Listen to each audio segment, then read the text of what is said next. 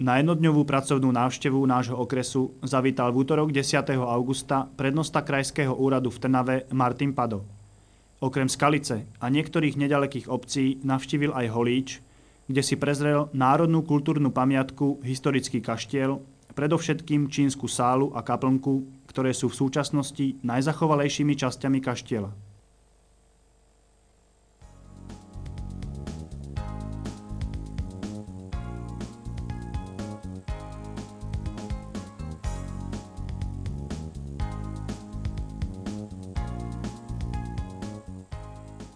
Krajský prednosta uskutočnil aj krátku návštevu spoločnosti Baňa Záhorie, kde sa stretol so zástupcami vedenia podniku.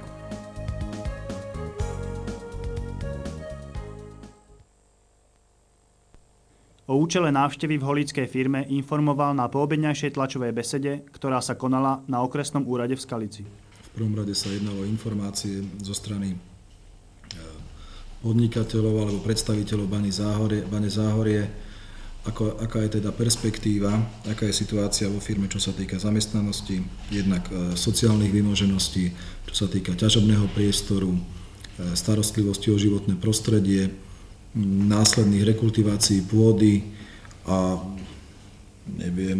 odbytových možností a vlastne podnikateľských plánov pre budúce obdobie.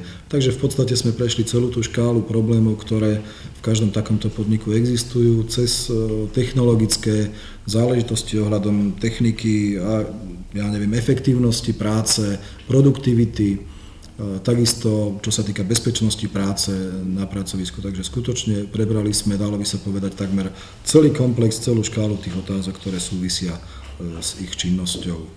Jednu z otázok na prednostu Krajského úradu, ktorá sa týkala finančného zabezpečenia dokončenia rozostávanej budovy základnej školy v Holíči na Kolárovej ulici, zodpovedal prednosta okresného úradu v Skalici Jaroslav Riha.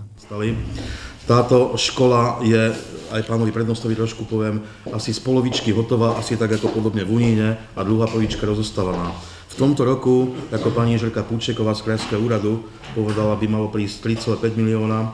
Dúfajme, že aj v ďalších rokoch znova. Inak táto škola, my máme v okrese Skalica 17 základných škôl a niekedy v máji tohto roku bola zaradená na základe našej žiadosti z februára tohto roku táto škola do siete škôl ako škola číslo 18, by som povedal. A od nového školského roku už bude teda ako fungovať. Viete veľmi dobre, že bolo výberové konanie na riaditeľku alebo riaditeľa aj tejto školy. Vo výberovom konaní bola úspešná pani Cvečková, ktorá bude novou riaditeľkou tejto tretej základnej školy v Holíči.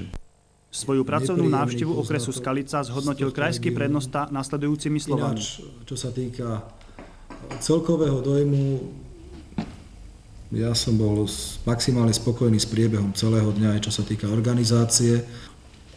Nepôsobil na mňa tento okres nijak zvlášť výnimočne v porovnaní s ostatnými okresmi. Stretol som sa tu s podobnými problémami, ako sú kdekoľvek inde v Trnavskom kraji, s výnimkou Bane Záhorie, kde som bol veľmi príjemne prekvapený progresom, ktorý v tejto bani nastal za posledné 3 roky, povedal by som, ich smelými plánmi, čo sa týka budúceho roka a ďalších rokov.